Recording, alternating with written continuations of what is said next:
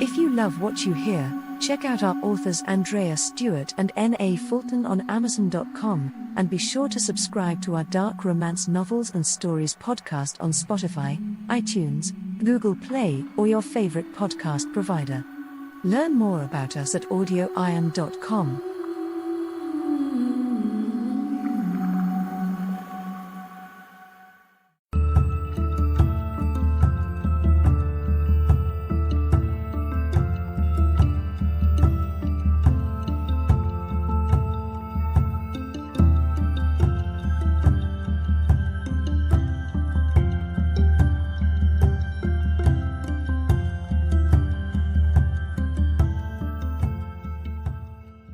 Acheron, the Demon King, by Andreya Stuart. Find more great stories at AudioIron.com. Chapter 8. She's going along with it for the time being, said Stuart. We might have to adopt a more coercive strategy to get through the initiation rite, but I like to think it won't be required. I will prepare for that unfortunate eventuality, said Ahmed. We will bring the horse to water and we will also make her drink, said James grimly. She has to do what she has to do, said Stuart. The vast majority of consorts have willingly served and we can hope that she will be among that number. Some have even relished their role. Clearly she was lost to us for many years, but she was not lost to Acheron. Perhaps the night will go quite smoothly. In case it doesn't, we will make sure we are prepared. This is a medieval business, said James. Because the last time this ritual was revised was in the time of Charlemagne, replied Stuart. The next evening Mary sat on the couch, dressed simply in a black sweater and slacks, and she had her overnight bag beside her. Her grimoire and the tarot cards were in the bag, though she didn't know if she was supposed to bring them. She was belatedly realizing she hadn't asked enough questions about her initiation, and it was too late to demand answers now. To pass the time while she waited for Stuart to arrive, she tried to read a mystery novel. After reading several pages at least 11 times she gave up.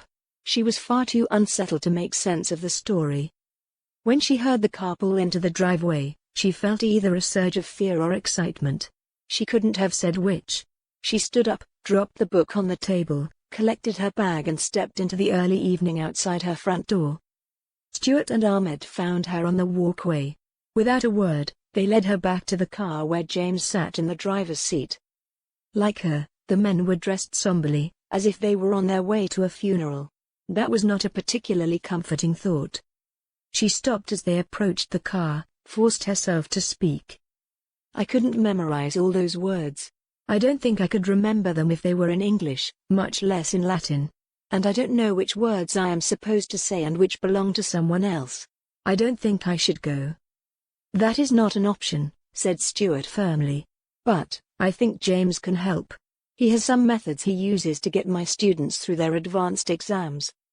Stuart ushered Mary into the rear seat of the late-model Jaguar sedan. James slipped in beside her. Ahmed got behind the wheel and Stuart sat in front beside him. All three men seemed relaxed and self-assured, and Mary found it impossible to argue with them. James smiled as he turned to her. I was never a quick study either, he said. I can help you pick up these few lines in a matter of minutes. I doubt it, she said. What on earth had she gotten herself into? Had she actually agreed to join this silly club? Would someone find her dead in a ditch next week?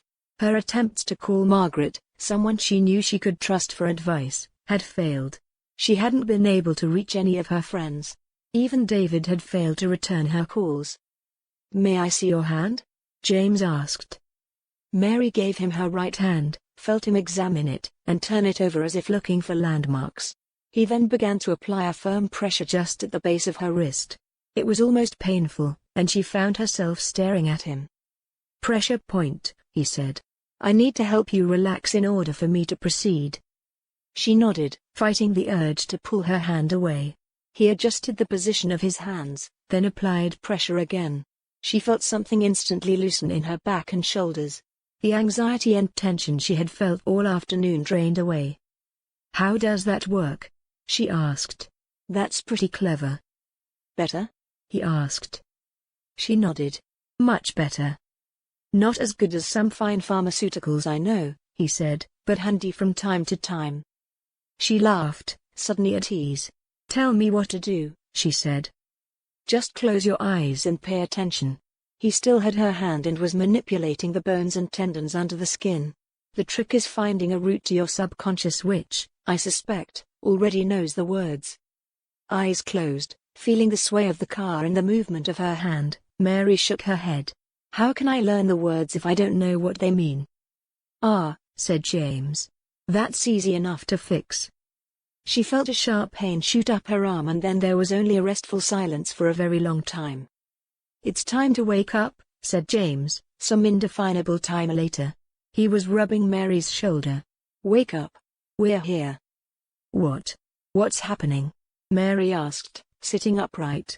Her back felt stiff from sitting in an awkward position for too long. Had she fallen asleep on the way here? Hadn't James been trying to teach her something? She felt a wave of misery wash over her. She hadn't learned a single thing. We've arrived at our destination, said James. You went to sleep for a moment so I could teach you those words. You hypnotized me? She asked. Had she agreed to that? How was it possible to be hypnotized without agreeing to it? Just a little, he said. As it turns out you did have good training in Latin at school, so you speak it quite well enough for our purposes. I hated those classes, she said. The nuns were certain everyone needed to know Latin so they could understand the Mass. James stepped out of the car. Right they were, he said as he helped her out. Look how handy it's been. I also added a suggestion that you hear Latin as English, which seems to be working. I don't understand, she said. We've been speaking Latin, he said. Mary shook her head in disbelief at this madness, then looked around at her surroundings. Looking one direction she could see a sloped driveway that led up into the night air. Looking the other way, she could see the back wall of the garage enclosure. The floor of the garage, and the half-dozen columns that supported the garage ceiling, were of a rough yellow stone. Nearby she could see a dozen other cars, all as expensive, or perhaps more expensive, than the one in which she had arrived. Apparently, the other members of the society were already here. James led her around the Jaguar to a pair of double doors illuminated by lamps that looked like torches. She looked around to find that Stuart was gone and Ahmed alone was following them. Stuart's off to prepare, said James. We are running a tad late. He pulled open one of the doors and she saw a set of wide steps that led up 8 feet into a receiving room. At the top of the short flight she saw a vast lobby that was large enough to accommodate at least 200 people. The floor was covered with acres of thick red carpet, various places to sit, a variety of small tables. An immense crystal chandelier filled the room with soft light, illuminating 2-story glass windows and yellow stone walls.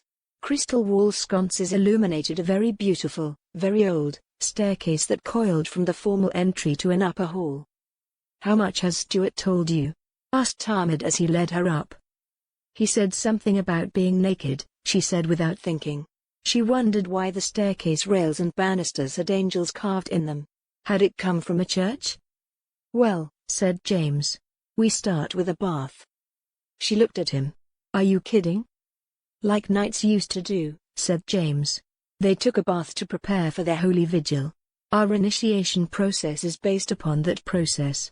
Actually, I should say those holy vigils were based on our ceremony. I don't remember a bath being mentioned, she said as she continued to climb. Our sanctified pool is Roman, offered Ahmed. Actually, it was moved to its current position 3 centuries ago. The natural spring that feeds it is deep underground. The bath was moved, stone by stone, to its current position. I think you'll find it quite impressive. They walked down the wide hall. The light sconces on the beautiful dark wood walls flickered with gas flames. At the far end of the long hall she could see a broad wood door that looked like it belonged in a castle somewhere. It was heavily reinforced with wide black metal bands and thick black metal studs. Halfway down the hall Ahmed opened a door and stepped aside so she could enter what was, in fact, a palatial Roman bath. Columns rooted to a white marble floor reached up to support a marble ceiling that looked like it belonged in a temple. The 10-foot square sunken bath at the center of the room looked like one of the dozens she'd seen on endless vacations with the nuns to the holy city. Then, as now, she wondered how anyone on earth would have the patience to fit thousands, perhaps millions, of tiny colored tile fragments together to make a pretty picture. Artist though she was, she liked to have projects that took under a lifetime to complete. Ahmed walked into a room off the bath and returned with 2 large, green, medicinal bottles stoppered with cork. He walked back to the bath and, saying something in a language she couldn't understand, he emptied them both into the water. "Undress," said James. "Use the facilities, then step into the water. Make sure you get your whole body wet, including your hair and face. This is like one of those whole-body baptisms they do in the States." He gestured at a hook on the back of the door he had passed through to get the bottles. "You can hang your clothes there if you like." Ahmed pointed at a fresh white towel near the edge of the pool. "You'll end up with the water in your eyes and it will burn like fire. Use this to wipe your face when that happens." "We'll be back in 5 minutes," said James. Then they were gone. As they had instructed, she quickly undressed, used the toilet, then stepped into the water. It was much hotter and much more aromatic than she had expected. The oils in the water set her skin on fire. She did indeed get the water in her eyes when she got her head wet, and her eyes did in fact burn. She was wiping them dry when they returned. "Jesus," she said when she looked up. Both men were wearing thick, black, hooded robes, tied at the waist with black silken ropes. She could see their feet were bare. "It does hurt, doesn't it?" said James, apparently unaware she was referring to them and their odd attire and not the water in her eyes. Ahmed said, "Time for you to get out and us to get in." Mary moved to the set of narrow steps at the far end of the pool and tried to hide her discomfort as she walked out of the water. She wrapped herself in the towel they had left for her beside the pool. James, apparently oblivious to her distress, pulled off his robe with utter disregard for her presence. Nude, he hung his robe on a hook next to hers on the door to the toilet, then he walked into the pool. She couldn't help but notice how muscular he was, as if he worked out in a gym 5 days a week. Why hadn't she noticed how fit he was? "Bathing," said James. "It's truly amazing how many cultures around the world have ritual baths. It's a metaphor for leaving the world behind, for abandoning reservations, for washing away corruption."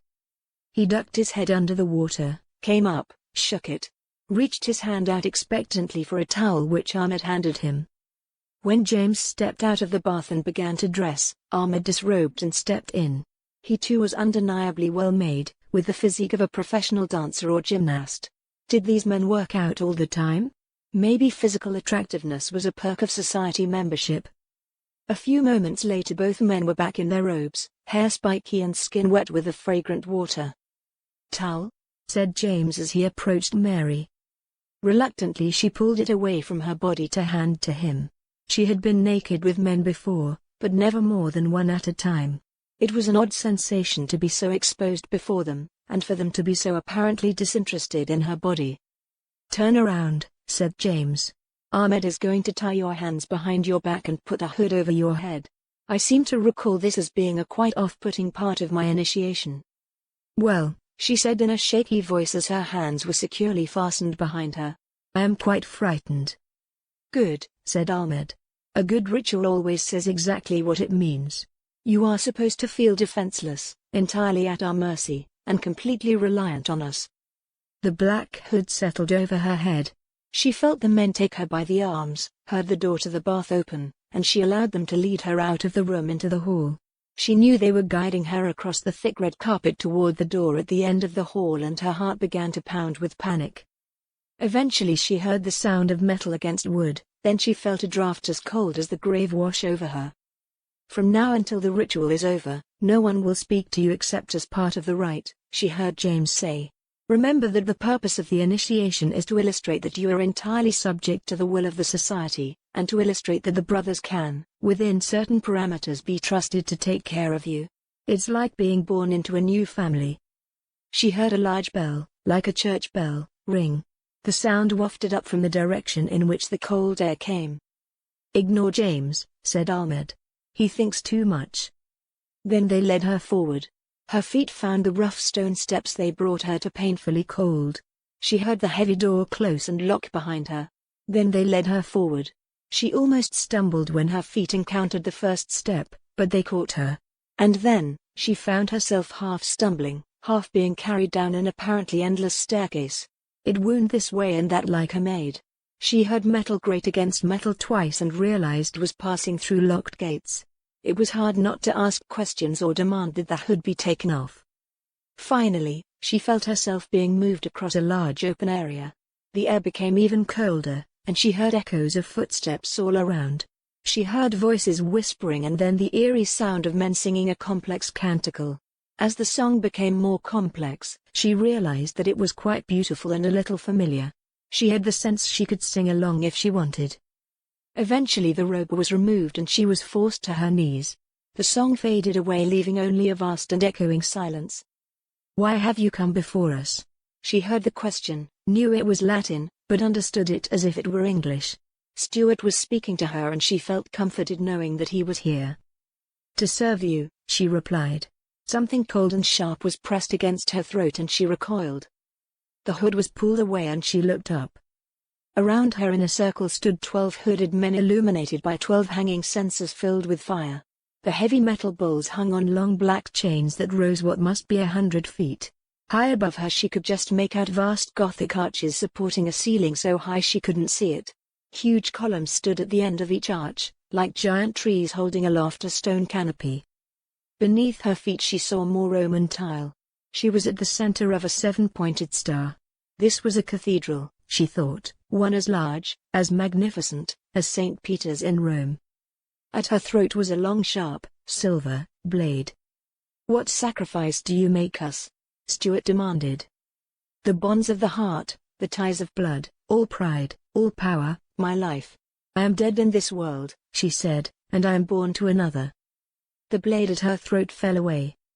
"Stand," Stuart ordered. She stood. Someone cut her bonds and her hands fell to her sides. Moments later she felt someone pressing something against her body, hands, and legs. One of the shrouded men moved forward to hand the shrouded Stuart a length of red cord with several knots. "We have your measure," Stuart said. "To betray us is death." "So mote it be," she replied. Belatedly she realized she had just made her oath to these men. It had never occurred to her not to. She completely believed that they had been initiating people in this way, in this place, for hundreds of years. "Know your brothers." And the men threw back their hoods. She saw that Stuart had indeed been the one questioning her. He was flanked, right and left, by Ahmed and James. She also recognized the businessman, government official, and physicist Stuart had listed for her. She knew on sight the American politician, the BBC News announcer, and thought she recognized the thick-necked, dark-skinned man from a TV show about arms traders she had watched once. There was a young, but very well-known, entertainer, and an Asian she knew to be a Japanese entrepreneur. The last man she saw looked too Slavic not to be from Mother Russia, and he might have been 3 times her age. They all regarded her dispassionately, clearly playing out this odd ritual with complete sincerity. A space was made for Mary in the circle to Stuart's right. She slipped into it and tried hard not to look around as the men took up another chant. She noted that most of the men closed their eyes as they sang.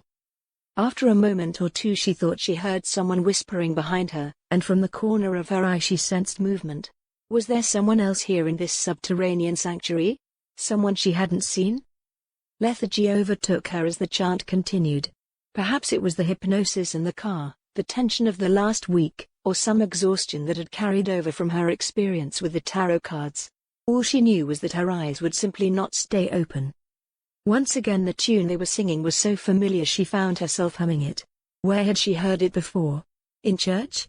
She had spent so many of her early years in worship.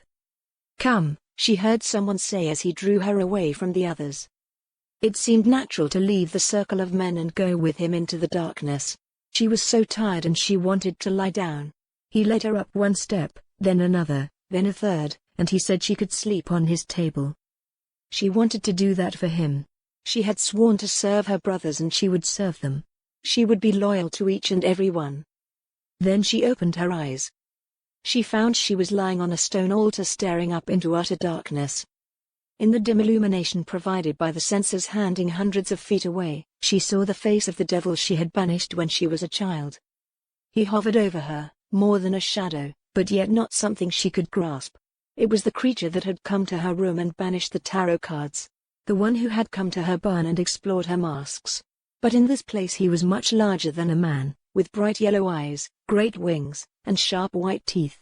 She began to scream.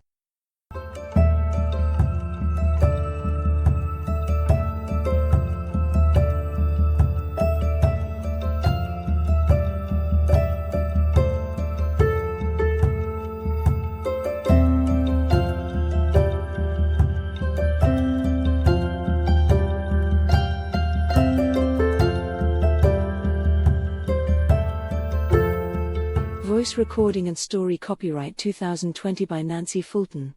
All rights reserved. Music created by D. Kurtzman and licensed from Pond5. Find more great stories at AudioIron.com.